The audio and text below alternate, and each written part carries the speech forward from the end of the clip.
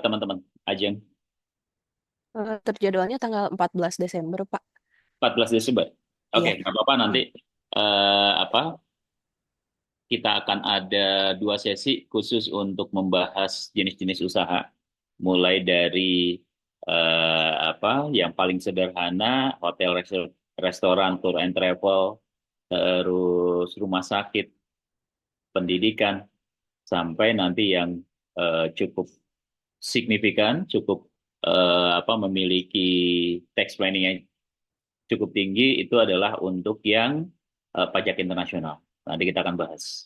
Dan saya akan memberikan contoh, saya membuat tax planning untuk sebuah perusahaan asing di Malaysia yang ingin membuat rumah sakit di Indonesia. Nah, ini gabungan dari beberapa transaksi. Nah, pasti yang paling signifikan, sangat krusial, itu adalah berhubungan dengan PPh pasal 26, penghasilan-penghasilan yang diperoleh atau diberikan dari dalam negeri di Indonesia untuk ke luar negeri. Oke, Ini teman-teman. Pak, mohon Ya, izin menginfokan juga Pak untuk tanggal 7 Desembernya itu kita kuliahnya offline Pak karena ada diwajibkan satu kali wajib offline oke, selama malah semester. saya senang, malah offline pingin. Kami juga senang sekali Pak. Insya Iya, Allah. biar kita bisa bertemu 7 Desember, hari Sabtu ya. Iya, hari Sabtu Oke, 7 Desember. tempatnya kita di Di PPAK, di PPLK, Knowledge di gedung Pertamina. Pertamina. Iya, Oke, lantai nanti 3. kita kumpul ya, kita diskusi biar lebih kenal.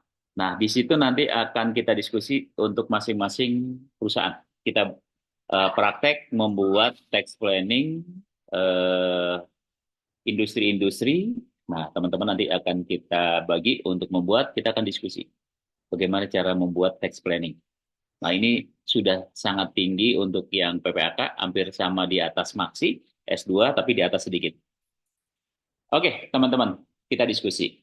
Nah, kemarin ketika Pak Agus menjelaskan, ketika kita akan membuat perusahaan, oke, kita sudah harus menentukan tax planning yang akan kita lakukan.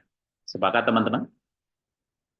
Dari jenis badan hukum, ada orang pribadi, sepakat? Ada badan, oke, dalam negeri dulu, kita tidak berbicara luar negeri. Ada orang pribadi, badan. Badan ada bentuknya yang berbentuk yayasan, oke, non-profit oriented, oke.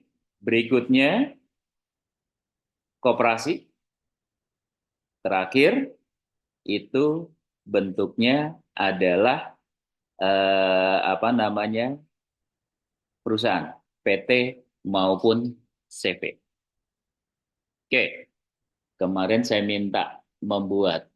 Nah, kalau memilih teman-teman ketika membuat perusahaan, lebih memilih orang pribadi atau badan? Ada masukannya? Ajeng?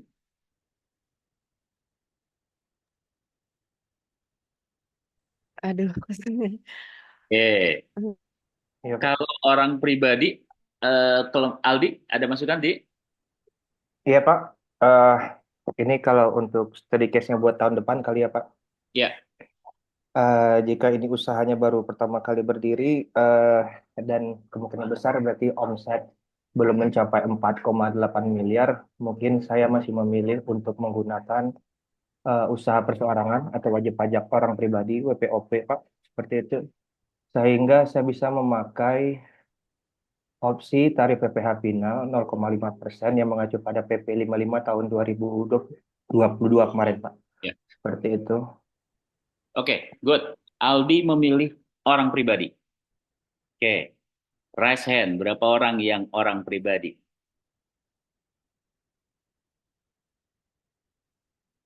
Berapa orang? Cuman Aldi sendiri? Yang lain? Waduh. Aldi sendiri katanya, Di. Yang badan? Raise hand?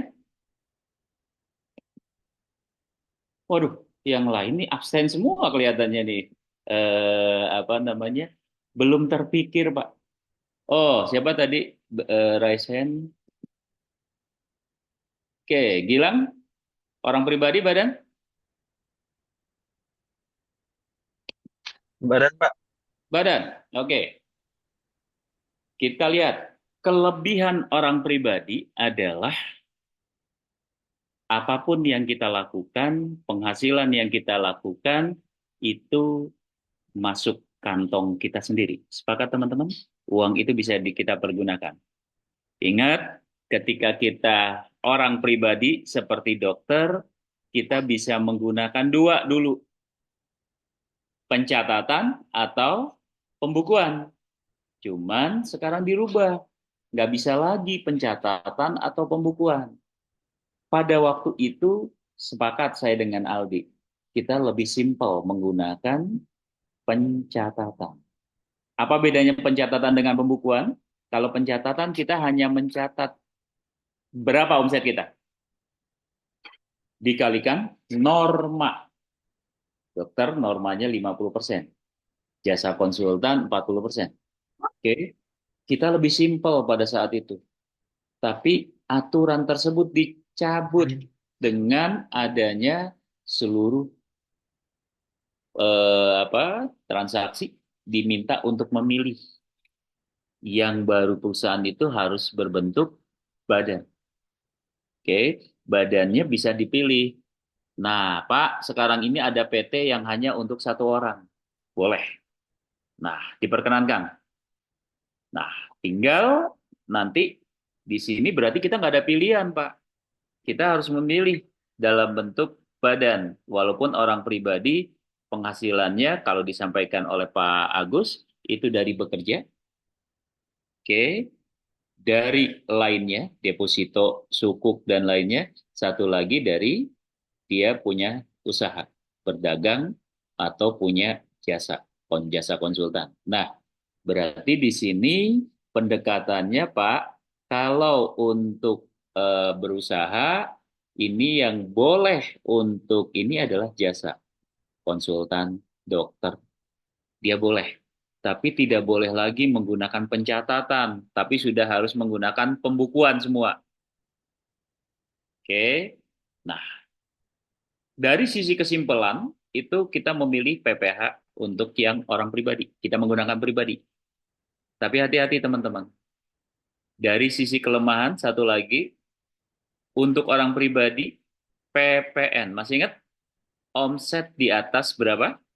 4,8. Betul. Sama seperti apa yang disampaikan tadi oleh Aldi. Berarti Pak, boleh PPH-nya pakai 0,5. Tapi kalau sudah di atas itu nggak bisa pakai PPH badan. Tarif 22%. Oke, kalau sudah di atas 50 M. Kalau belum, dengan menggunakan 11% katanya. Oke, nah ini teman-teman.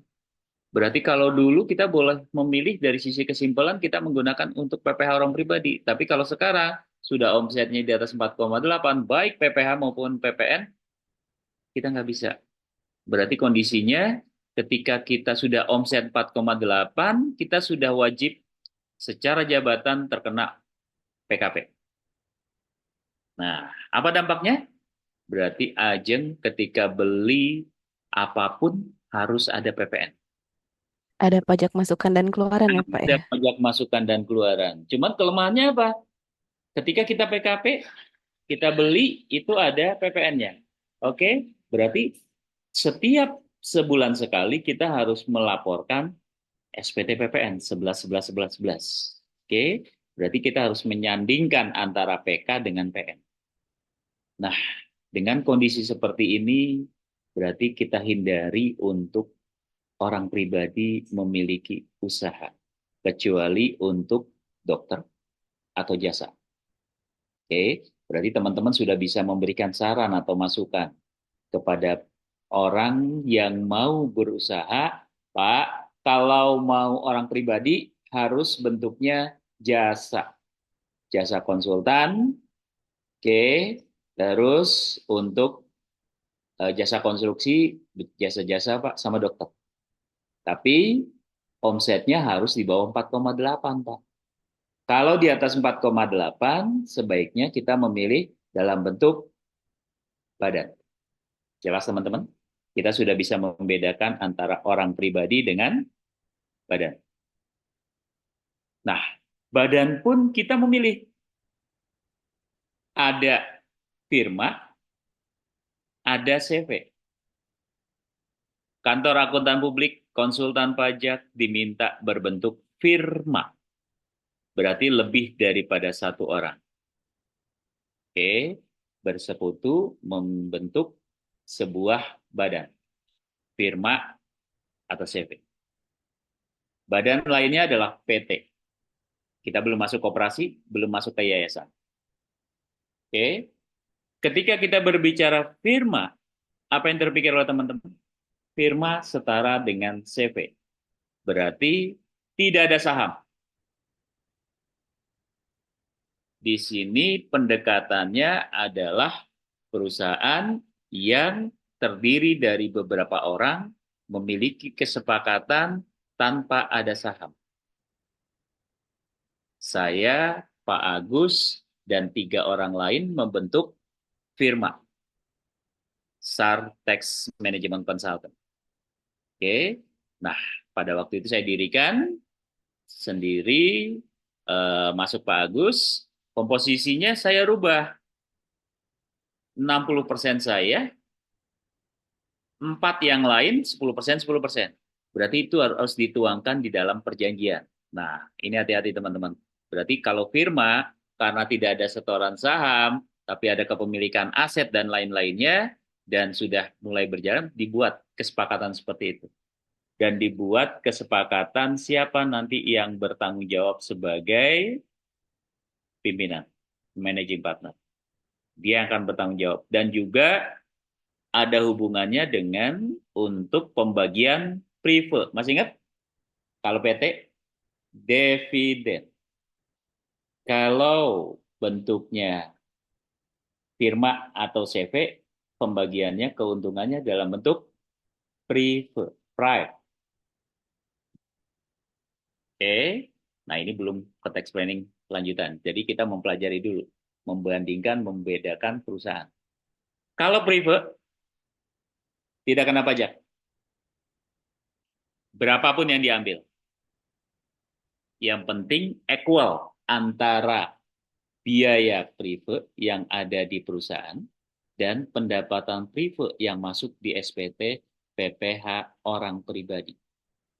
Berarti teman-teman nanti tax planning-nya harus equal antara PPH orang pribadi, saya, dengan PPH badan saya, berbentuk CV atau firma. Oke. Nah, ini digunakan beberapa perusahaan yang ingin mengambil keuntungan tidak dalam bentuk gaji. Awas, nanti hubungannya dengan PPH pasal 21. Ketika kita berbicara PPH pasal 21, masih ingat tarifnya 5, 15, 25, 30. Yang maksimum 35%, di atas 5M. Berarti kalau kita nanti memberikan masukan teman-teman sebagai direksi di root consultant, memberikan masukan, Pak, HR juga bisa memberikan masukan nih Ajeng. Jadi sampaikan bahwa gaji nggak usah besar-besar, Pak.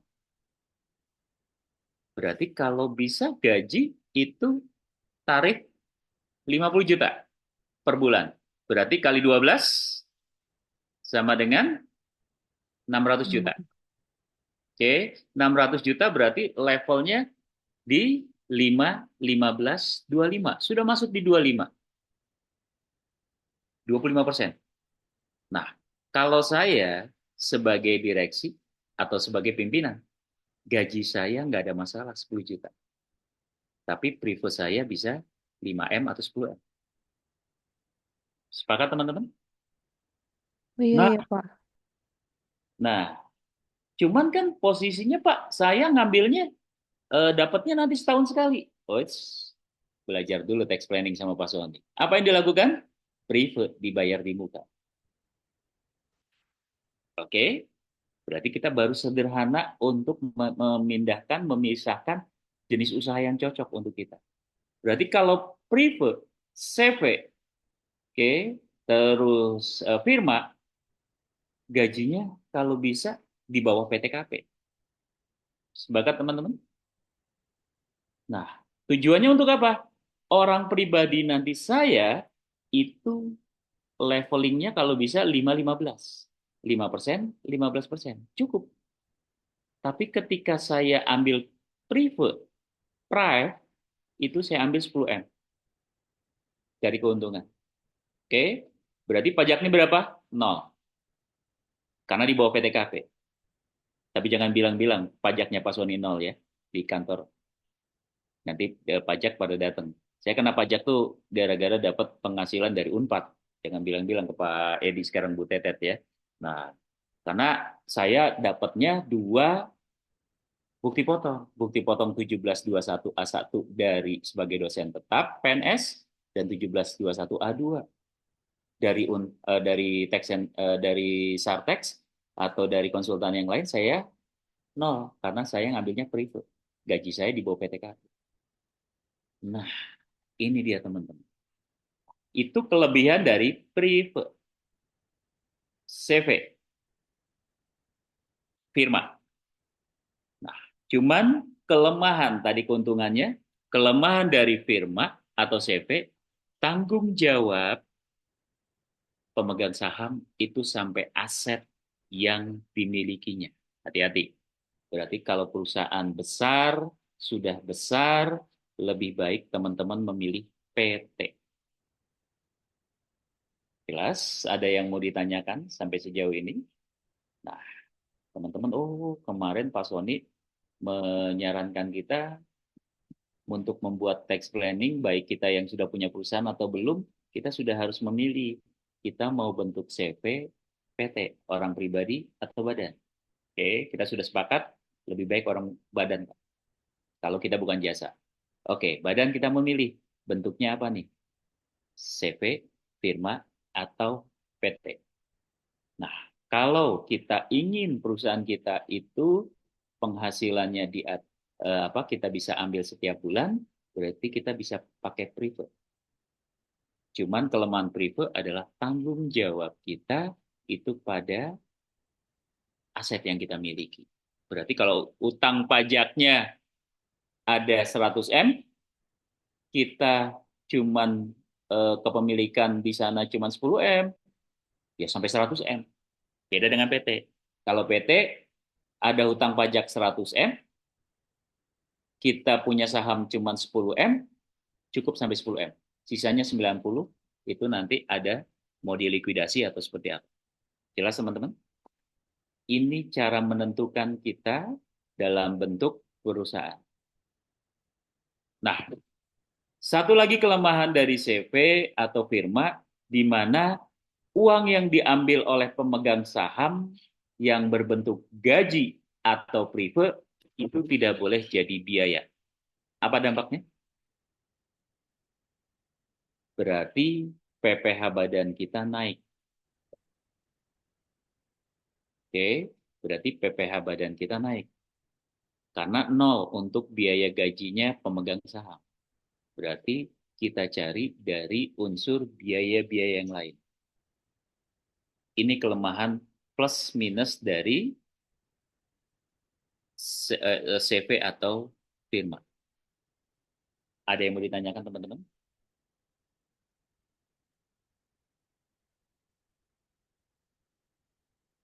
Oke. Nah, kita lihat PT. Kalau PT tadi kelebihannya tanggung jawab pemegang saham atau direksi itu hanya pada saham yang disetorkan. Kalau lebih daripada itu di luar tanggung jawab direksi.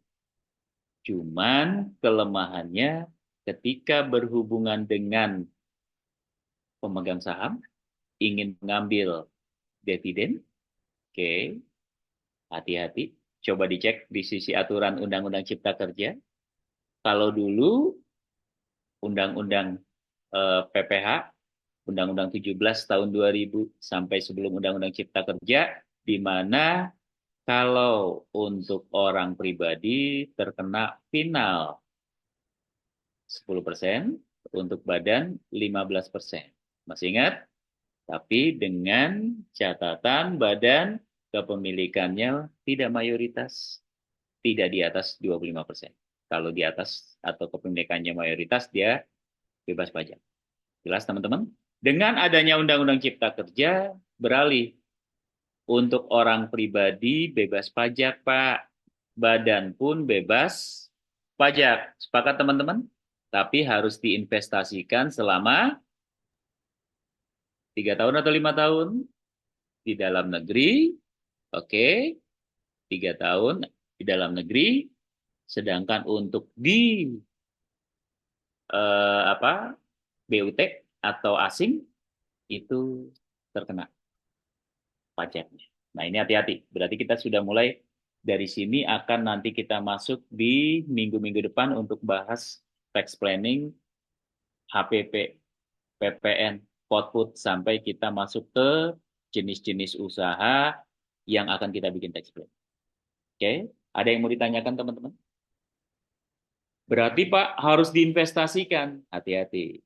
Berarti investasi itu bisa berbentuk deposito.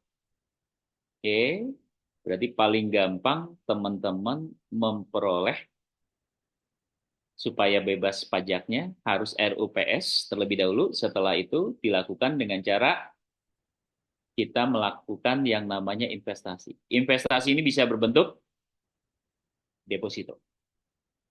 Berarti depositonya dibuat yang 3 tahun, selesai. Tahun keempat baru boleh dinikmati.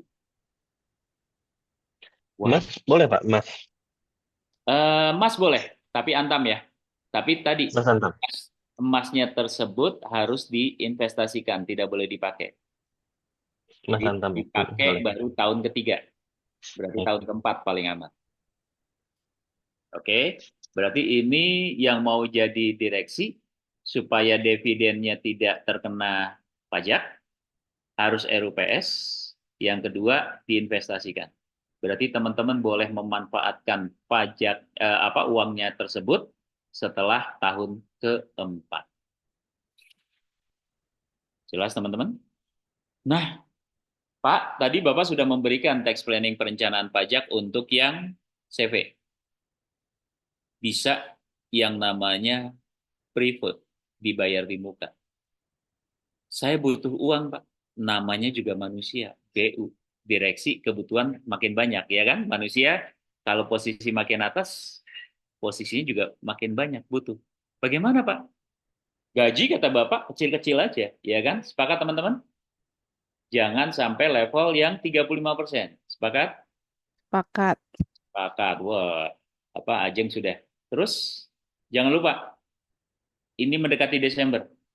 Jadi, nanti bisa dicek tabungan Pak Sony ketika di aturan DJP bisa melihat teman-teman yang di BPK nanti kasih masukan ya.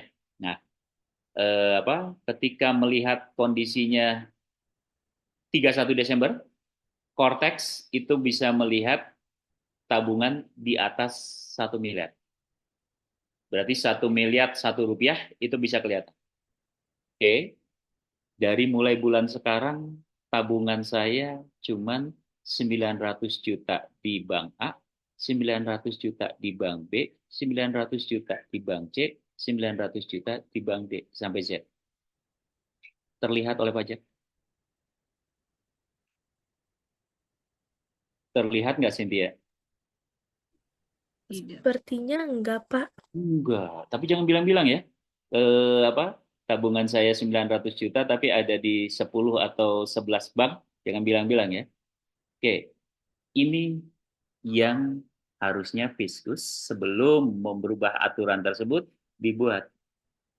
Per orang, jangan per bank, itu nilainya di atas 1 miliar.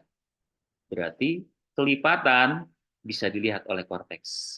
Nah sekarang yang sudah belajar tax planning sama Pak Sony, berarti tabungannya kita sepakat Bank Mandiri A 900 juta cukup, Bank Mandiri B 900 juta cukup, Bank BNI 900 juta, Bank BCA 900 juta. Sepakat? Kita kelihatan? Pak Sony nggak kelihatan kaya katanya. Iya kan?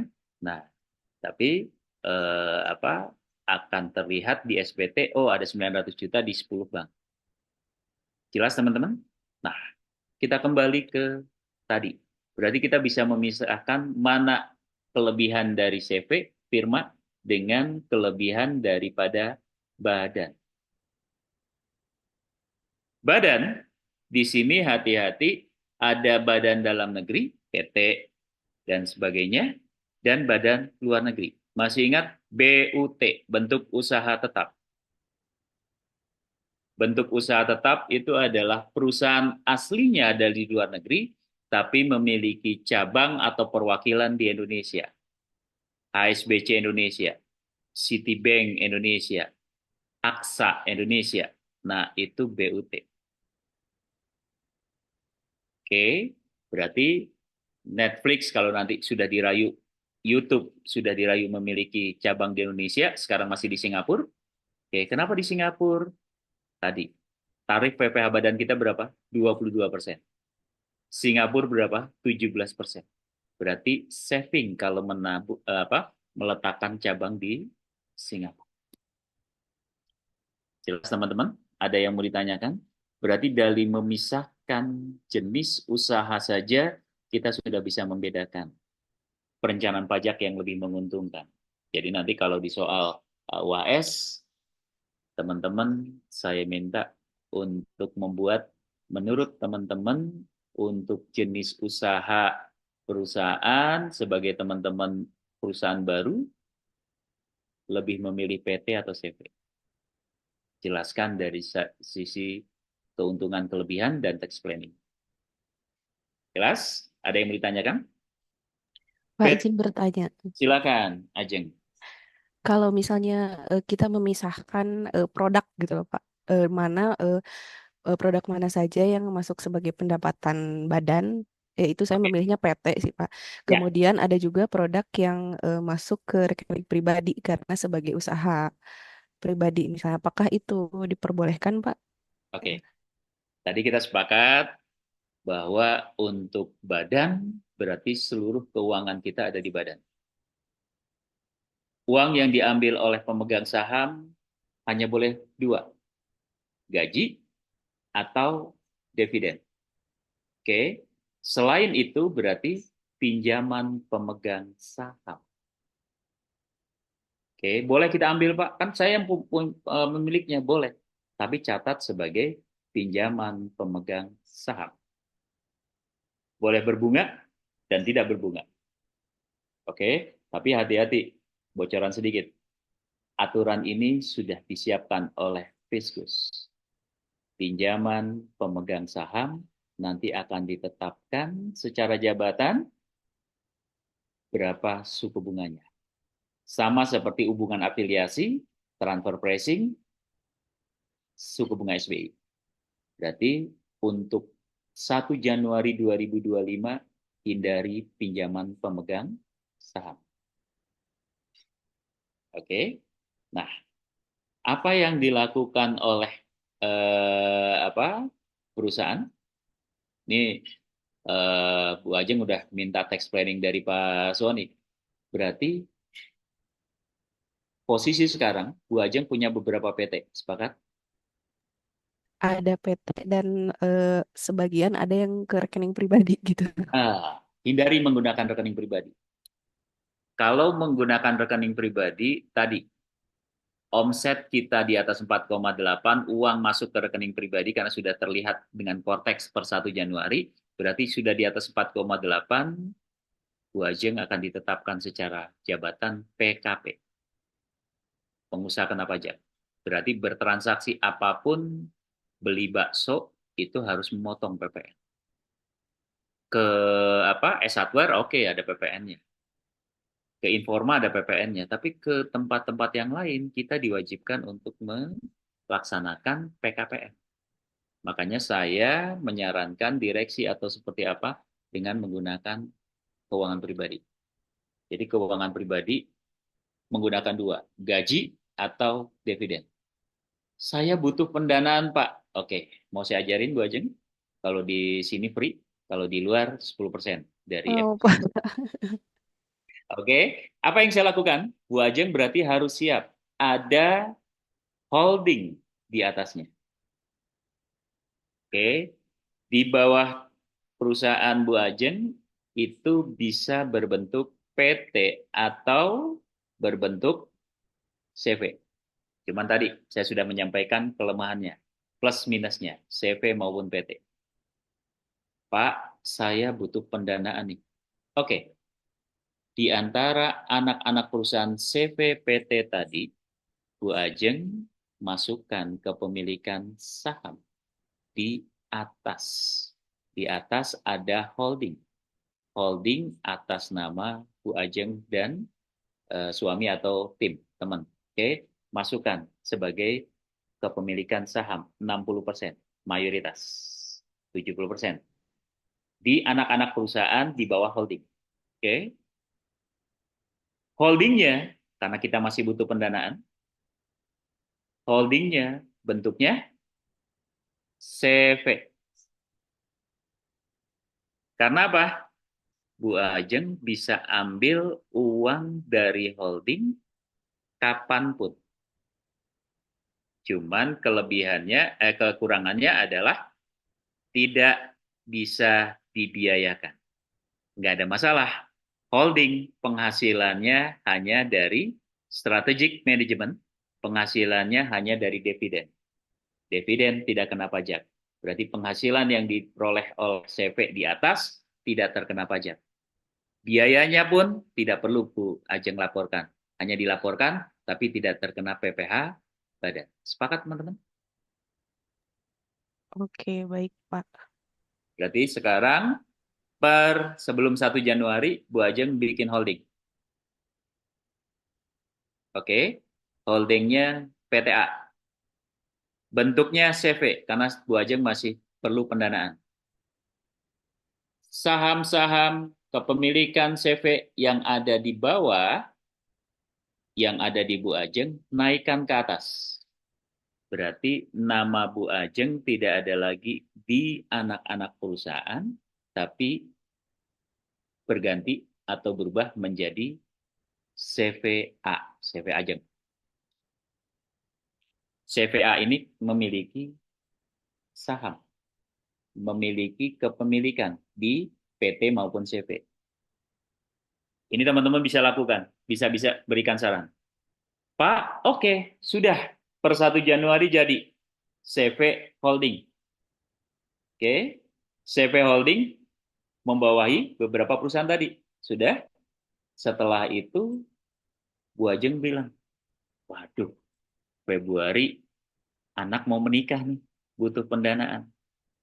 Oke, dibuat ada saham dibayar di muka terlebih dahulu, ada penarikan dulu. Tapi masuknya tidak masuk ke biaya dulu, tapi masuknya ke neraca terlebih dahulu. Oke, naik ke atas. Bu Ajeng langsung di atas diambil preferred. Sudah, nanti 31 Desember 2025 ketemu laporan audit, sudah Maret atau April RUPS, hasil anak perusahaan Z itu 1M. Bu Ajeng sudah ngambil 800 juta. Berarti tinggal menerima 200 juta. Uang tersebut kalau untuk orang pribadi atau CV itu tidak perlu diinvestasikan. Selesai? Selesai. Berarti ada 10 anak perusahaan Bu Ajeng itu ditarik terlebih dahulu, di atas dianggap sebagai dividen, nanti dilegalkan RUPS, oke, penerimaan dalam ke CV, CV tarik ke Prive, Bu Ajeng kena pajak? Tidak kena pajak. Gajinya jangan besar-besar Bu, 5 juta aja dari masing-masing, tapi tarik dari Prive. Jangan bilang-bilang ini info dari Pak Sony ya, nanti dimarahin orang pajak semua saya. Oh, baik, Pak. Jadi Kan, teman-teman, holding itu mendingan CV ya, Pak ya, untuk holding tuh. kalau pada saat sekarang kita membutuhkan pendanaan, Hmm. oke? Tapi kalau nanti untuk ke depan, oh sudah cukup kita bisa mengaturnya nanti setahun sekali bentuk PT. Oke, oke. Wah, baik, Pak. Terima kasih banyak. Sama-sama. Silakan. Wah, Pak Rizal Tarik nih. Gimana Pak Rizal? Kalau holding itu yang tadi Pak Sony jelaskan itu konteksnya dalam apa ya? Maksudnya saya masih penasaran ya, kalau holding itu dalam bentuk CV itu apakah diperbolehkan ya secara ketentuan? CV boleh Pak. Jadi apa namanya CV itu bisa berbentuk apa holding itu bisa berbentuk CV maupun PT. Yang penting badan, bukan orang pribadi. Kantor saya memiliki SAR Consulting Group sebagai holding. Bentuknya CV atau firma, Pak Rizal. Di bawahnya ada Sartex Management Consultant, ada PKM, ada SSN, ada Narian Data, ada kantor akuntan publik. Nah, saya melakukannya seperti itu. Berarti teman-teman yang memiliki apa holding itu bisa berbentuk PT maupun berbentuk CV, Pak Rizal. Nah, ini Pak Rizal ada ini sama kayak saya juga digangguin nih sebelah, tapi saya udah suruh main untuk ininya. Nah, biasa kalau godaannya Sabtu Minggu begini di apa makanya saya nggak usah lama-lama sampai jam 12 nanti biar bisa liburan kan. Nah, itu Pak Rizal. Jadi bentuknya bisa berbentuk CV maupun berbentuk badan. Nah, tadi Baik Pak, terima kasih. sama-sama. Jadi kenapa kita membuat perencanaan dalam bentuk, kita sudah bisa membedakan mana yang mau kita pilih bentuknya. Oke, orang pribadi, badan. Oke, kita beranjak ke yayasan. Bagaimana dengan yayasan? Pendidikan wajib yayasan. Oke, nah lembaga pendidikan, Bu Ajeng menggunakan pendidik yayasan, Gilang pakai yayasan, Saya enggak, Pak, karena di situ tuh apa sih KLU-nya ya? KLU-nya tuh memilih apa ya? Pokoknya tempat uji kompetensi masuknya gitu, Pak. oke, oke, PUK. oke. PPh badannya bayar. Nah, saya punya SKB, Pak, jadi pakai yang Oh, 0,5. betul. SKB untuk, tapi SKB hanya untuk PPN loh ya. PPh badannya? Kenapa? Yang pakai masih 0,5 sampai akhir tahun ini kan masih boleh kan, Oke. Pak? SKB Setelah, PPA 23 mungkin ya. oh SKB PPh 23 untuk ininya. Iya. Iya, PPN juga bisa dibebaskan kan? iya. Nah, setelah lewat dari 0,5, ada batas waktunya? Paham. Ada kan Januari 2025 udah harus mulai ini kan nggak berlaku ya? Nggak berlaku. Berarti harus 2025. PPh. Ya harus siap-siap badan. Oke. Mau tahu supaya kita lembaga pendidikan, teman-teman yang membuat lembaga pendidikan, nanti tolong buka PMK 68 tahun 2020. Pasal 4, oke. Nah, ini bocoran, tapi nanti ada lanjutannya. Oke. Teman-teman tahu kenapa Bakri membuat yang namanya Bakri University? Anissa tahu? MNC membuka yang namanya MNC University. Nah, ini nanti Gilang tolong beritahu SSC Daniel itu bisa memanfaatkan ini. Teknos dulu waktu saya mau kuliah itu bisa memanfaatkan ini. PMK 68 tahun 2020. Unpad baru saya terapkan. Oke, tapi saya bilang, oke saya ajarin, tapi saya nggak mau jadi Warek 2 jadi direktur keuangan. Biar Bu Tetet sama Prof. Maman saja yang jadi Warek. Saya jadi konsultan saja, dosen BL biasa di luar. Tapi saya kasih tahu, di PMK 68 tahun 2020, teman-teman nanti teman-teman buka, di situ ada aturan di pasal 4 huruf A, huruf 1 maupun huruf 2, di mana sisa lebih itu bisa tidak terkena pajak. 4 tahun dibuat investasi dalam bentuk bangunan, sarana prasarana, penelitian, dan lainnya. Oke, 4 tahun. Berarti tahun 2020 laba 1M. Oke, Berarti pajaknya 22% kali 1M. Berarti 220 juta. Sepakat teman-teman? Nah, supaya tidak terkena pajak 220 juta, apa yang dilakukan? Perusahaan lembaga pendidikan tersebut yang berbentuk yayasan membuat perencanaan investasi 4 tahun ke depan untuk uang ini mau digunakan berapa. Oh, tax planning. Gunakan aja semuanya supaya PPh badannya 0. Berarti kalau saya gunakan 1M, PPh badan saya 0. Apa yang saya gunakan? Membangun masjid untuk sarana prasarana di Unpad. Oke. Berapa nilainya? 1M. Saya bayar pajak untuk 2020? Tidak. 2021 saya bikin lagi untuk perencanaan pajak 4 tahun ke depan. Oke. 2022 saya bikin lagi perencanaan pajak untuk ke depan. Beasiswa dosen ke luar negeri. Beasiswa dosen untuk pelatihan. Penelitian. Kena pajak? Apa yang terpikir oleh teman-teman? Berarti selama setiap tahun PPh badan perusahaan pendidikan tidak terkena pajak PPh badan sebesar 22%. Oke, kita kembali tadi pertanyaan Pak Soni. Pak Soni, kenapa Bakri buat? Kenapa MNC buat? Sekarang BUMN sudah membuat juga Telkom University, Pertamina University, PLN University. PTPN saya bilang buat yang namanya PTPN University. Tujuannya apa? Nah, ada yang tahu? Nah, Magelang Dari PPh badan dari 22%. PPh badan. Ada yang punya usulan? Nah, ini Pak Gilang harus memberikan masukan nih kepada klien-kliennya. Ada yang tahu? Tapi jangan bilang-bilang ya. Ini baru yang ini.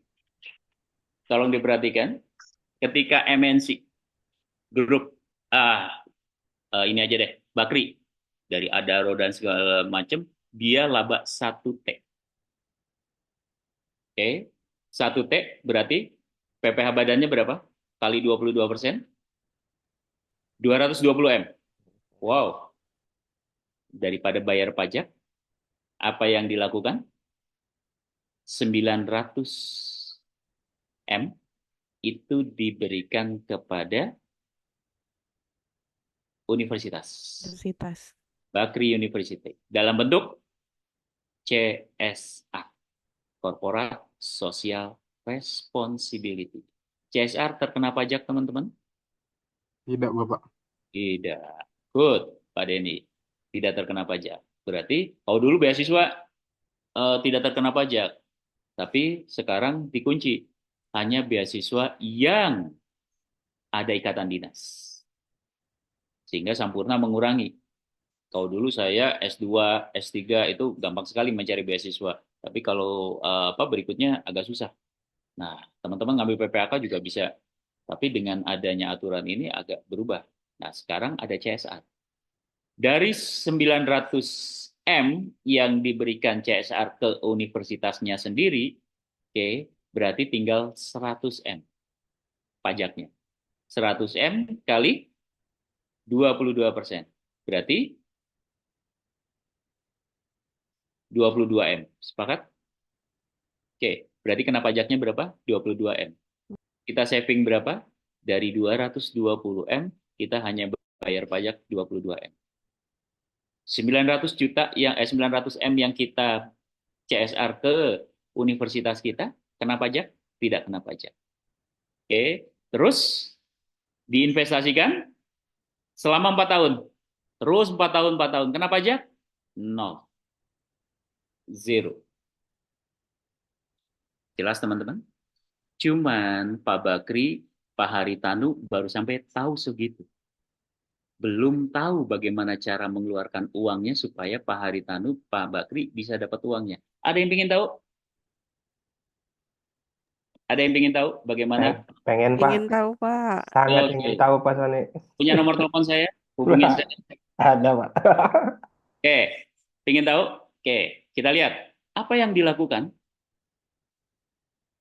Pak Haritanu, Pak Bakri, investasinya dia buat dalam bentuk perusahaan yang membangun gedung MNC University, Bakri University. Ketangkap teman-teman? Untuk membangunnya tadi berapa? 900 M. 900 M proyeknya diberikan kepada siapa? Anak MNC usaha. atau Bakri Construction. Bangun? Sudah? Sudah. Berapa nilai objeknya? 900 M. Uangnya kemana? Ke Bakri. Sudah? Bentuknya bisa PT, bisa CV. Tadi saya sudah ajarkan. Masuk ke sana, penghasilannya. Oke. Pemilik sahamnya siapa? CV, Pak. Kalau mau buru-buru ambil CV. CV, keuntungan 900. Oke, tarik dalam bentuk privat. Balik lagi 900 M itu kemana? Ke Pak Haritanu atau ke Pak Bakri. Berapa pajaknya? 0, karena privat. Dividen? 0, tapi harus diinvestasikan. Oke. Tapi Pak, jangan bilang-bilang ya. yang ke perusahaan konstruksi itu tidak kena PPh jasa nggak Pak? 23. Jasanya kena. Jasanya Oh, kena. jadi Jas- nggak pure 900 M ya? Ya, nggak pure, tapi kan minimal sudah sisa keuntungannya sudah bisa ditarik keuntungannya kan, revenue-nya. Oke? Tapi dia final kan, tidak kena PPh badan. Tinggal pilih SIUJK pengusaha besar. Tarifnya kecil. Cuman 2, sekian % ya, Pak. Yup, pinter Aldi. Berapa PPh badannya, Di? 2, 0, oh 0 ya, final ya, Pak. karena final. Ya. Oke, kenapa Pak Sony memilih itu? Karena final. Dia hanya 0,02. Oke, saya bisa ambil uangnya? Bisa. Dalam bentuk dividen atau dalam bentuk preferred. Kena pajak? Enggak. Ini belum diketahui oleh Pak Haritanu atau Pak Bakri. Kalau ketemu, salam dari Pak Sony. Oke, ini teman-teman. Sampai sejauh itu kita bisa membuat perencanaan perpajakan. Di PPAK ini saya sudah sampai sebegitu. Kalau di Maksi belum, masih yang sederhana untuk ininya. Bayangkan teman-teman dengan adanya Bakri University, Telkom University, berarti ini akan kembali ke penghasilan investasinya, berarti pajaknya nol. Final pilih yang SUJK yang paling kecil pajaknya. Jelas? Ada yang mau ditanyakan? Teman-teman dari BPKP belum ada masukan nih, Pak siapa? Ada 2 orang. Ada masukannya, Pak? Menyalahi aturan nggak, Pak? Masih belajar, Pak. Kok Makanya masih tadi belajar? saya nanya. Oke. Menyalahi Sambil aturan. ditambung, sambil ini Pak, cari-cari ketentuannya. Nah, itu Pak. Nanti tolong dibuka Pak PMK 68 tahun 2020 Pak. Nah, teman-teman nanti kalau saya share di Bu Ajeng ya. Nah, Ya, siapa? bayangkan kondisinya itu baru pemilihan dari jenis usaha yayasan.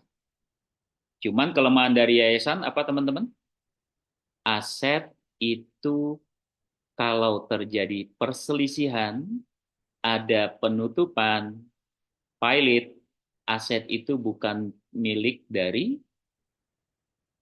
pendiri, tapi milik negara. Hati-hati. Berarti di sini kita harus hati-hati. Pendidikan berarti betul Bu Ajeng tadi. Pilih PT atau CV atau firma. Karena nggak diatur. Yang boleh menggunakan sisa lebih ini boleh yang berbadan hukum. Oke, jelas teman-teman? Baru satu bahasan mengenai jenis usaha yang kita pilih saja kita bisa membuat beberapa alternatif tax planning atau perencanaan. Belum ke biaya-biaya, belum ke transaksional. Oke, Ada yang mau ditanyakan? Silakan. Kemarin ada yang terpikir seperti ini, membuat perencanaan pajaknya? Belum, Pak. Kebanyakan slide yang dikasih Pak Sony. Deductible expense, non-deductible expense. Sepakat? Oke. Itu waktu kita S1. Berarti kita sudah bisa membedakan time difference, permanent difference. Perbedaan sementara itu hanya 5. Depresiasi, amortisasi, persediaan, kompensasi kerugian, dan prinsip real. Ini aja yang perlu dihafal. Yang lainnya itu saya sudah berikan slide. Checklist. Sudah? Belum, Pak. Oh, slide-nya belum saya kirim ya? Belum pernah ngirim slide, Bapak. Yang rekonsiliasi fiskal? Oh, kalau rekonsiliasi bentuknya Excel ya, Pak ya? Yang kemarin tuh. Ada yang ini. Nanti saya kirim. Excel soalnya dalam Eh, bentuk Word. Selain itu belum ada. belum ada. Oke, nanti izin saya kirim ya. Nanti saya kirim ke Bu Ajeng.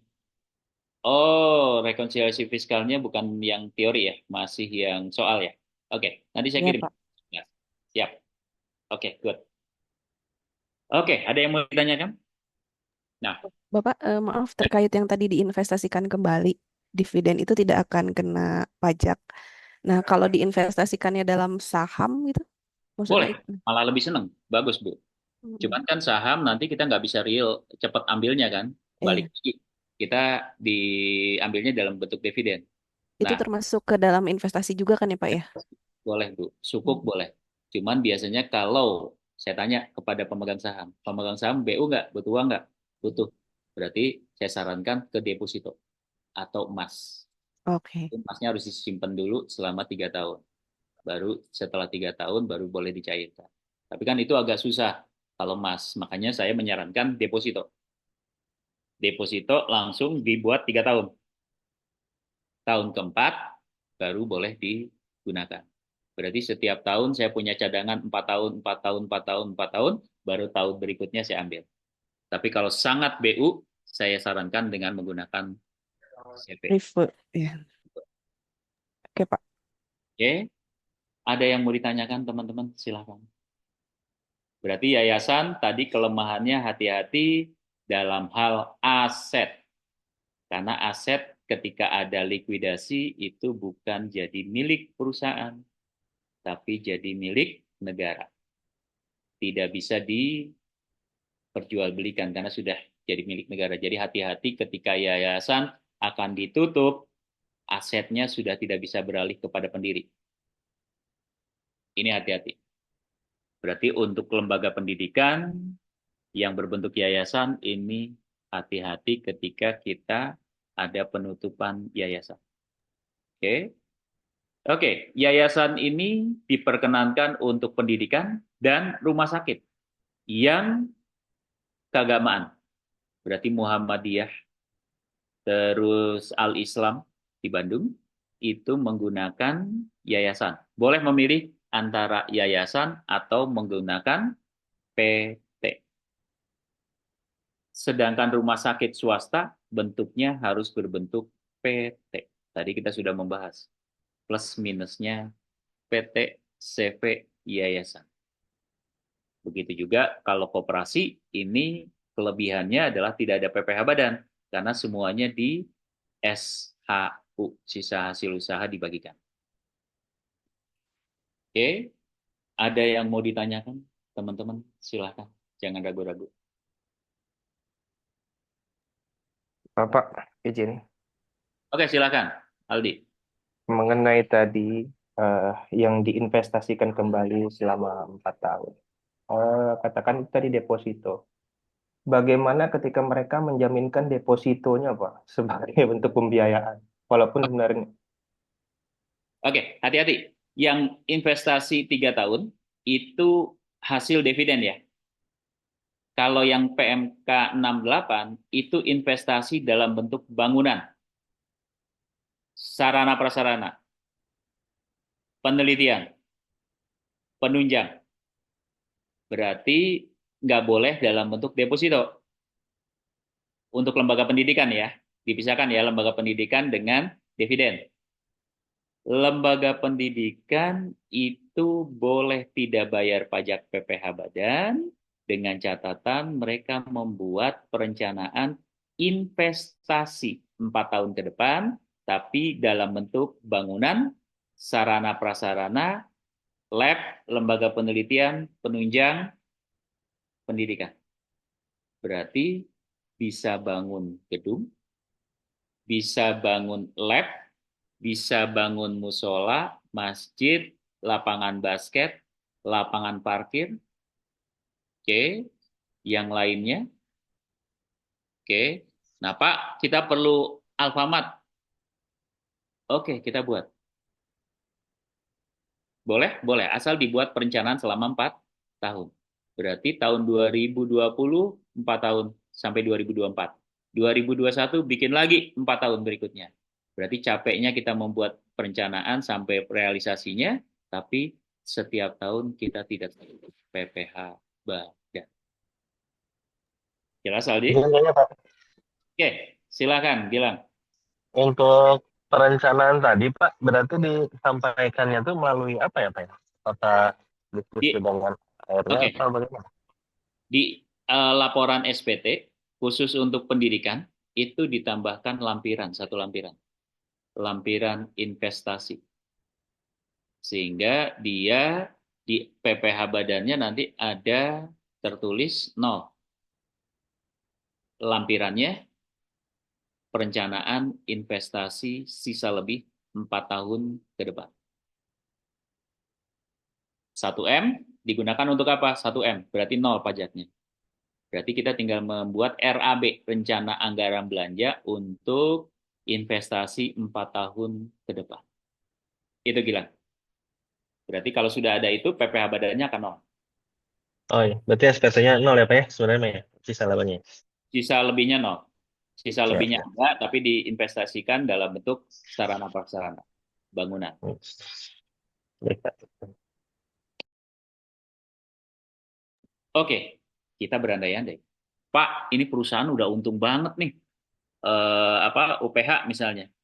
Bangunan sudah ada, tanah sudah nggak ada lagi yang mau dibangun. Kan tanah nggak bisa diinvestasikan katanya untuk ininya, kan harus bangunan, ya kan? Nah, ini gimana nih Pak? Dem, jangan bilang-bilang ke UPH sama BINUS. Nanti pada minta ke saya. Apa yang dilakukan? Investasi dalam bentuk penunjang. Contoh apa? UPH. Kalau GOR bisa nggak, Pak? Bisa, sangat bisa Cynthia. Wah, Cynthia sudah mau siap bikin GOR nih.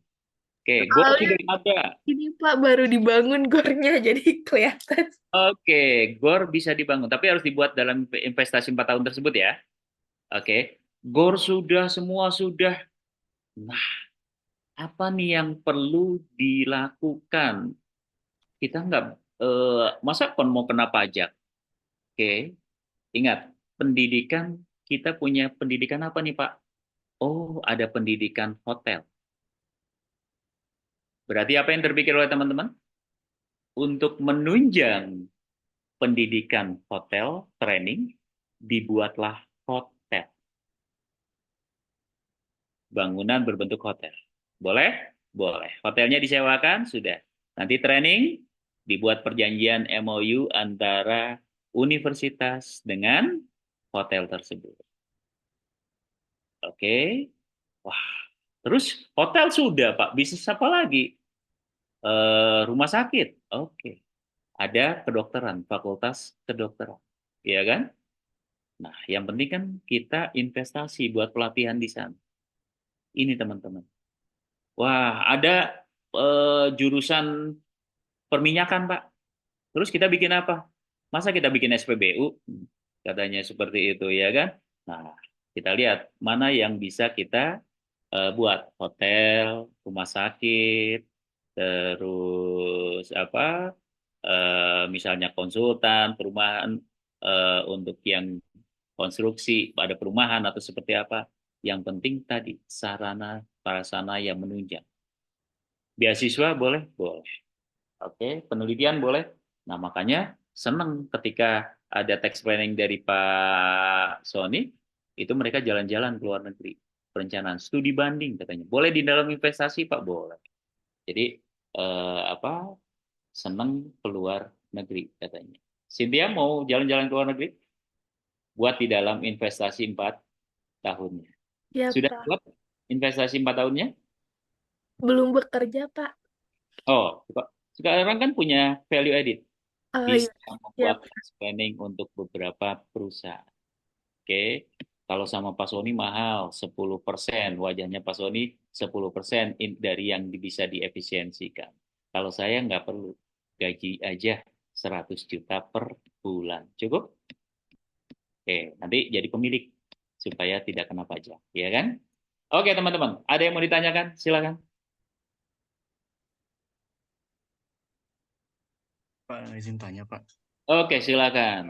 Tadi kan sempat dimention kalau misalkan yayasan itu kalau bangkrut asetnya akan dialihkan ke negara. Nah, apakah itu kepemilikan asetnya itu dari sisi eh, yayasannya kah? Atau kalau misalkan ternyata asetnya itu kepemilikannya adalah dari pengurus, tapi pengurus itu memperbolehkan aset ini digunakan untuk operasional yayasan, nah, apakah itu akan ditarik juga atau bagaimana? Oke, kalau saya jadi pengurus, saya jadi pemilik, oke, saya nggak mau menyetorkan aset saya untuk yayasan. Oke, kenapa teman-teman? Karena itu sudah tidak jadi milik saya lagi. Kalau saya sebagai pendiri yayasan, saya tidak mau hilang yayasan aset saya. Apa yang saya lakukan? Saya sewakan ke yayasan. Saya dapat keuntungan, yayasan bisa memanfaatkan. Makanya untuk yayasan, saya sampaikan, pastikan betul apakah aset ini mau diserahkan ke yayasan atau tidak. Selama tidak sewa-menyewa. Oke. Uangnya dari mana, Pak? Ya, perusahaan, pendiri itu memberikan pendanaan dulu. Baru dilakukan untuk pendidikan. Oke.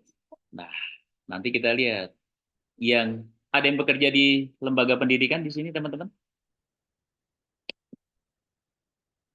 Nggak ada. Ada yang bekerja di yayasan? Saya Pak, ini di lembaga ambil zakat Pak. Oke. Lembaga amil zakat ini apa? Desuki atau ini? Bilang Apanya Pak? Maaf. ininya bergerak di bidang zakat. Ya zakat Pak. Zakat. Zakat. Ada Ya. investasi tanah dan bangunan? Adanya tanah wakaf Pak, soal bangunan.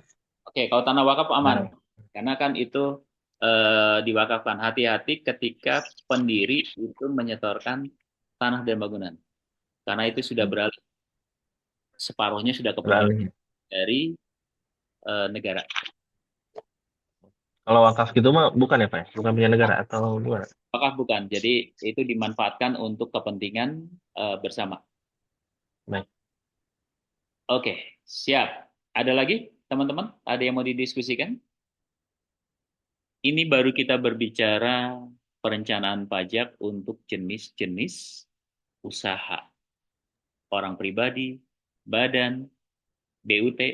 Oke. Pak, Ya, silakan. mau bertanya, itu kan tadi yang yayasan mengenai aset yang kepemilikan negara itu maksudnya apakah ketika ada dia kewajib utang pajak gitu, si asetnya itu bisa bantu untuk bayar nggak atau sama sekali nggak membantu gitu si asetnya? Oke. Jadi kalau PT kan, Kalau yayasan, Pak, maksudnya. kalau PT kan paling gampang kita lihat contohnya PT. Kalau PT itu ketika perusahaan rugi, paling seneng contoh Sritex. Oke, Sritex dia sudah tidak sanggup lagi. Kan belum jatuh miskin Pak pemiliknya, teman-teman dari India itu. Iya, mereka lebih baik daripada tadi. Kalau PT kan hanya sampai saham yang disetorkan. Berarti mereka nggak mau keganggu nih aset-aset pribadinya. Apa yang mereka lakukan? Pilot. PKPU. Nah, apa yang mereka lakukan? Tadi, perencanaan pajaknya sudah sampai ke perencanaan pajak penutupan perusahaan. Mereka punya 2 anak perusahaan yang punya hutang, sengaja dibuat hutang. Mereka ajukan pilot, selesai. 2 saja itu sudah diajukan pilot. Berarti kalau pilot ada PKPU. Mereka yang mengumpulkan aset-aset perusahaan. Ada berapa asetnya, dijual, oke, dijual ternyata laku 1 T. Hutang 1,5 T.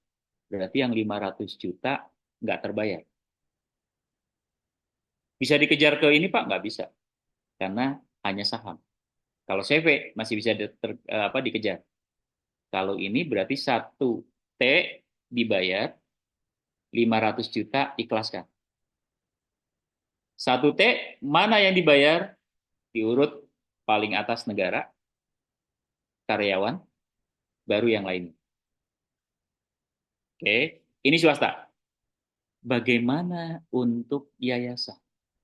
Jadi kalau yayasan itu punya hutang, oke, aset-asetnya masih ada. Nah, di sini pendiri itu bertanggung jawab dulu untuk melunasi. Bedanya dengan PT tadi ya. Pendiri sudah dia menyetorkan, baru. Terus aset-aset yang lainnya, Pak, itu diambil oleh negara. Tutup, selesai. Nah, kalau saya sebagai pendiri, apa yang saya lakukan? Sebelum saya nyatakan PKPU, pilot, saya jual dulu aset-asetnya. Sebelum beralih ke negara. Karena sebelum beralih ke negara, aset itu milik siapa? Yayasan. Jadi yayasan jual dulu, sudah habis, baru diserahkan kepada negara.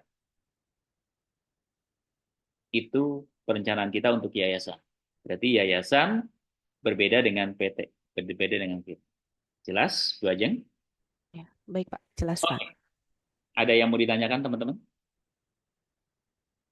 Seperti biasa, kalau saya ngajar sampai 1,5 jam saja cukup. Karena kalau 1,5 jam, 2 jam itu wajah Pak Sony serasa makanan, nikmat untuk dimakan. Tapi kalau kita offline, kita bisa 2 jam. Oke, 2,5 jam nggak efektif. 1/2 jam pakai buat latihan.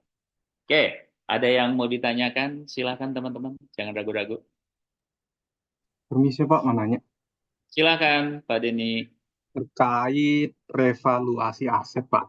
Revaluasi aset, oke. Nah, itu kan pasti terkena PPh final 10% atas peningkatan nilainya itu. Oke. Nah, apakah ada manajemen perpajakan, permisalan ada perusahaan mau IPO, biasanya mereka melakukan revaluasi aset supaya anggapan ya bukunya bagus lah, gitu Pak. Nah, bagaimana caranya mencegah untuk nilai 10% itu, dan di tahun depan kan otomatis akan melakukan revaluasi kembali karena salah satu prinsip akuntansi kan konsisten gitu Pak. Iya. Oke, good. Pertanyaan bagus nih. Pak Denny bisa sampaikan ke rekanan atau bisnis. Saya lakukan di KCIC, untuk yang kereta cepat. Dia menggunakan lahan PTPN 8. Oke, apa yang saya lakukan? Perusahaan nggak sanggup untuk membayar untuk hasil revaluasi Pak Denny. Apa yang saya lakukan? Revalnya reval akuntansi, komersial. Sudah naik reval angka dari aset tersebut, tanah dan bangunan tersebut kemana? Ke laporan keuangan akuntansi. Sudah? Pajaknya saya rekonsiliasi fiskal, saya koreksi. Saya tidak masukkan. Berarti nanti ada times difference untuk reval. Nah, kapan nanti bergerak sama? Ketika pajaknya dilakukan revaluasi. Nah, saya melakukan revaluasinya hanya untuk reval akuntansi. Pajaknya saya koreksi. Berarti PPh badannya 4 ayat 2-nya tidak terkena Pak Denny. Oke, itu untuk revaluasi. Masuk lagi, saya ditugaskan banyak untuk merger. Merger, oke, PPN bebas, imbreng, sepakat? Ini banyak nih BUMN sedang merger. Nah, apa yang dilakukan, Pak, kalau merger itu harus direval dengan menggunakan nilai pasar, pasti akan ada capital gain, ada 4 ayat 2, ada BPHTB. Sepakat PPN-nya 0, imbreng. Nah, saya gunakan apa tax planning-nya? Ada PMK 52, 56 dengan pendekatan per 23, per 03. Oke, kita bisa mengajukan kepada DJP dengan menggunakan nilai buku. Berarti pada saat merger, Pak Denny, kita tidak menggunakan nilai pasar, tapi nilai buku. Tapi harus diajukan dulu 6 bulan setelah legal day one. Kalau lewat, kita nggak bisa dapat. Makanya hati-hati ketika mau merger, kontak Pak Sony. Berarti pastikan kita tidak boleh lewat 6 bulan, kita mengajukan nilai buku dengan PMK 5256. Dengan adanya SKF, surat keterangan fiskal, kita nggak punya utang. Sudah, dengan adanya itu kita ajukan SKB, BPHTB, PPh final 0. Berarti ketika merger, PPN, PPh final, BPHTB 0.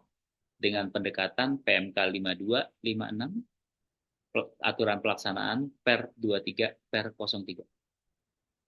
Jelas Pak Denny? Berarti bisa ditawarkan nanti ke perusahaan-perusahaannya. Berarti nanti kalau mau menggunakan IPO, saya ingin melihat bagus laporan akuntansinya tidak terkena pajak, lakukan dengan menggunakan hanya komersialnya saja. Pajaknya tidak. Jelas Pak? Bisa begitu ya Pak ya? Yes. Tapi di rekonsiliasi fiskal ya, koreksi fiskal. Di Oh, untuk kenaikan asetnya. anggapan berarti kalau misalnya aset tetap ikuti depresi 4 tahun, tapi komersialnya udah ngikut cara reval. Iya. Oh, Oke. Nanti saya kirim tagihannya Pak Denis. Diskusi. Oke, ada yang mau ditanyakan? Silakan, jangan ragu-ragu. Kalau di sini free, bebas. Silakan. Ini saya sambil colok sebentar charger ya.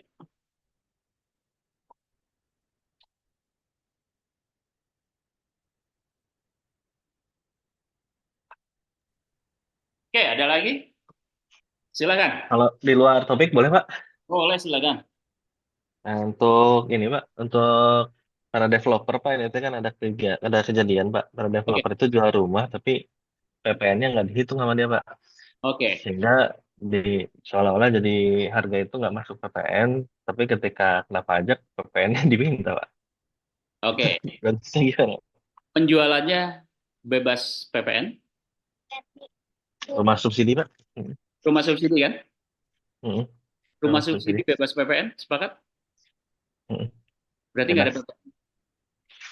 Kalau kejadian di rumah komersial kayak gitu gimana Pak? Kalau rumah komersil, hati-hati. Dia berlaku kapan nih PPN-nya? Ketika dengan sampai sekarang ada aturan yang baru, mundur sebelum sampai Undang-Undang Cipta Kerja kemarin, transaksi bebas untuk PPN. Berarti pastikan untuk kondisinya pas kapan. Wah, nggak masuk Pak. Oke, hati-hati. Ketika penjualan tanah dan bangunan, oke, pendekatan kita itu berdasarkan AJB. Ini hampir semua perusahaan konstruksi pada saat itu penjualan developer itu tidak berdasarkan real, tapi berdasarkan nilai AJB. AJB jauh di bawah harga real. Oke, berarti kita menggunakan PPN-nya berdasarkan harga AJB yang tertuang di dalam harga di notaris. Pasti itu lebih kecil dibandingkan harga real. Itu untuk mengantisipasi Jadi PPN-nya sebesar harga yang ada di AJB, bukan harga real. Nah, sekarang sejak tahun 2020 berubah. Nggak bisa pakai AJB, tapi berdasarkan nilai taksiran dari Fiskus. Biasanya dia naik 30% atau 40% dari AJB. Angka itulah yang kita pakai untuk pendekatan berapa besar PPN yang harus kita bayar. Jelas, Kang Gilang? Jadi dicek apakah ada PPN-nya atau tidak, bebas PPN atau enggak. Oh, ini bukan rumah subsidi, Pak. Oke. Iya. Berarti harus dilihat apakah ini masuk yang jatah kemarin sampai sekarang ini PPN-nya bebas atau enggak. Iya, Pak. Oke, aman. Kalau enggak, kita pakai pendekatan AJB atau pendekatan taksiran yang dilakukan oleh Fiskus. Oke, jelas? Ada yang mau ditanyakan? Silakan teman-teman. Kita diskusi. Punya pengalaman, belum tentu. Kalau saya kelebihannya cuma karena praktek, karena punya pengalaman, jadi bisa sharing. Kalau saya cuma dosen biasa, saya malah nanya sama teman-teman. Jadi saya malah belajar dari teman-teman nih. Ada masukan atau ini? Kalau sekarang saya bisa cerita ke teman-teman. Oke, ada masukan? Pertanyaan? Silakan teman-teman. Izin, kalau yang Silakan. perumahan berarti masih dikenakan PBB juga ya Pak untuk yang ngambil rumahnya itu Pak. Oke, Nah, hati-hati. tapi kalau yang setahunnya itu dibayarkan oleh developer. Nah, setahun berikutnya itu dibayarkan oleh yang pembelinya Pak. Ya. Yang untuk PBB-nya. Oke, hati-hati bedakan PBB dengan PPh final dan BPHTB. PPh final, BPHTB kita kena ketika kita bertransaksi jual beli. Pembeli kena BPHTB, penjual kena PPh final 4 ayat 2. Sepakat Bu Nura ini? Sedangkan PBB itu ketika kita sudah menempati. Jadi kita menempati rumah, oke, setahun sekali kita kena pajak bumi dan bangunan. Karena kita menerima manfaat fasilitas dari pajak bumi dan bangunan. Kita menempati bumi dan bangunan, tanah dan bangunan. Oke? Nah, berarti kita harus bayar PBB. PBB sekarang dua. Ada PBB pajak pusat, ada PBB pajak daerah. Perumahan kita semuanya ini pajak daerah. Sedangkan pajak-pajak tanah yang dimiliki oleh negara HGU itu adalah pajak pusat. Nah, kalau kita punya rumah Pak, kita bayar PBB setiap setahun sekali berdasarkan NJOP. Nah, bebas dari PBB atau dapat pengurangan dari PBB kalau pensiunan ABRI, pensiunan ASN itu boleh mengajukan. Atau kita tidak memiliki penghasilan lain, kita boleh mengajukan pengurangan. Selama itu atau tidak ada, berarti kita tidak bisa digunakan. Tidak bisa dilakukan pengurangan. Berarti nanti jadi kalau saya untuk perencanaan pajaknya ini gimana Pak untuk PBB? Ya karena PBB kondisinya harus dibayar, berarti kita nanti untuk yang kepemilikan rumah yang cukup mahal, misalnya di tengah kota, itu lebih baik sudah kita bikin perencanaan, ini dimiliki oleh ASN atau ABRI. Dia nanti akan pensiun, berarti pajaknya untuk PBB-nya itu bisa 0.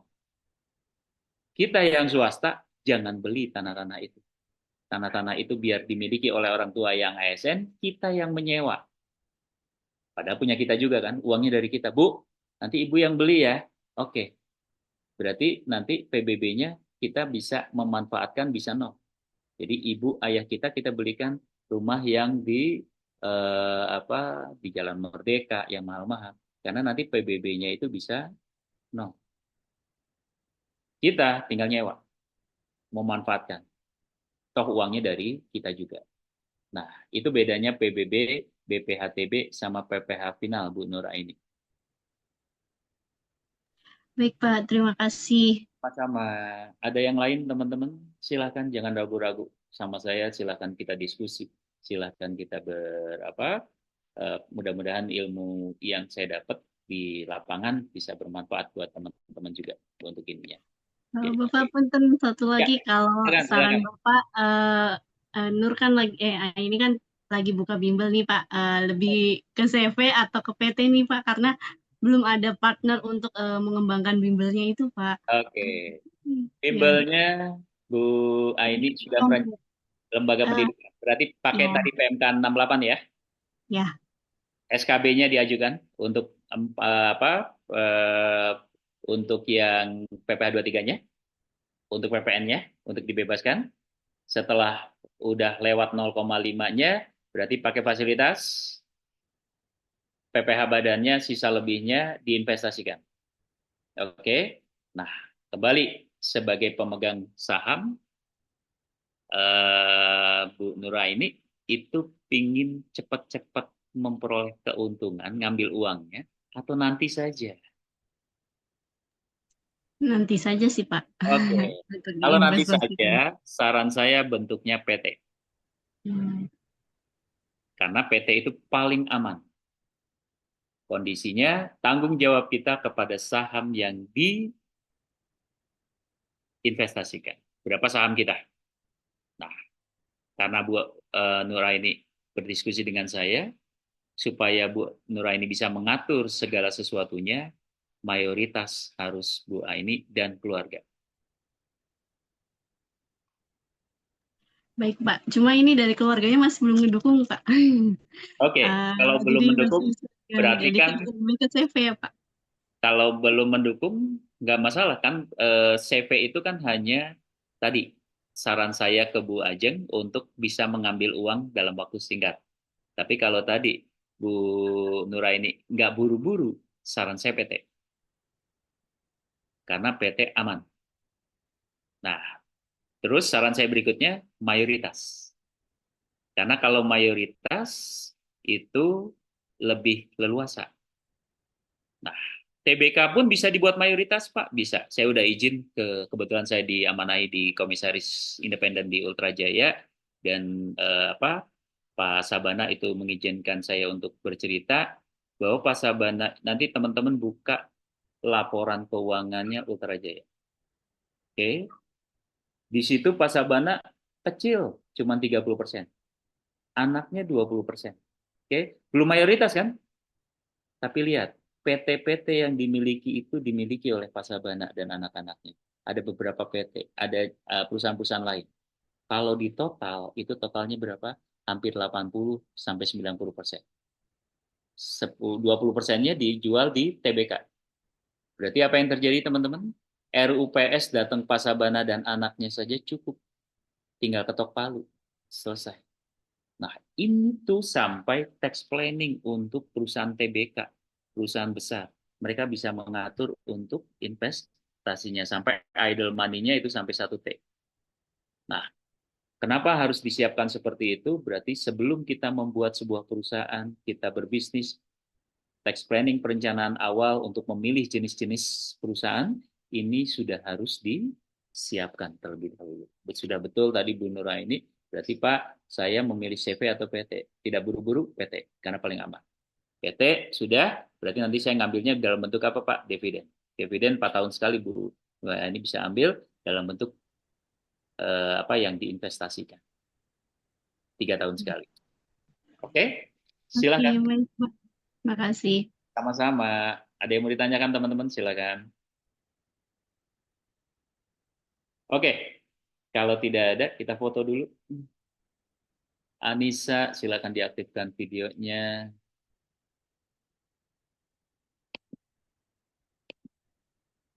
Berarti nanti tanggal 7 kita ketemu ya, offline? Iya, Offline Pak. jam 10 ya? Iya, Pak. Oke, Iya. siap. Nanti selesai. Jam 10 habis itu jam siapa? Di atas Jam jamnya? jam 1 ada Prof Hari, Pak. Prof. Hari. Jadi nanti Prof. Hari offline juga? Iya, tapi saya belum konfirmasi. Oke, bagus. Hanya waktu offline-nya sama di tanggal 7 Desember untuk Jadi nanti PPAK. kita selesai setengah 12, kita makan siang bareng, Kita cari Bu Ajeng nanti cari tempat biar bisa agak lama, biar ketarik. Pak Hari kita ajak, Prof Hari kita ajak, Oh, baik Pak. biar bisa kita kumpul atau makan siang bareng. Jadi Pak Hari mundur setengah jam, saya tarik setengah jam. Berarti ada waktu lumayan 1 jam sampai 1,5 jam kita bisa makan siang. Baik Pak, terima kasih Oke, sebelumnya. sampai ketemu minggu depan. Sudah diambil kamera fotonya, Bu Ajeng? Oke, 1, 2, 3. Oke. Sudah. Minggu depan kita bahas dari penghasilan, HPP 21 sudah pasti sudah diajarkan Pak Agus kan, kita memilih dalam bentuk tadi gaji atau dividen, terus tunjangan ditanggung oleh pegawai, perusahaan, gross up atau yang lainnya. Juga dengan output, ya kan? Output pasti kita memilih yang mana. Kalau untuk tidak terkena PPh badan kita memilih final. Tapi kalau dari bisnis kita ada 2 final dan kredit, kita hindari final. Karena itu bukan kredit pajak. Oke, nanti minggu depan kita akan bahas. Terima kasih, selamat siang, selamat beristirahat, melanjutkan nanti dengan Pak Prof. Hari. Assalamualaikum warahmatullahi wabarakatuh, salam sejahtera buat kita semua. Saya izin live ya. Waalaikumsalam Waalaikumsalam warahmatullahi warahmatullahi wabarakatuh. wabarakatuh. Terima kasih Terima kasih banyak Pak banyak Sony. Pak Sony. Terima kasih Bapak.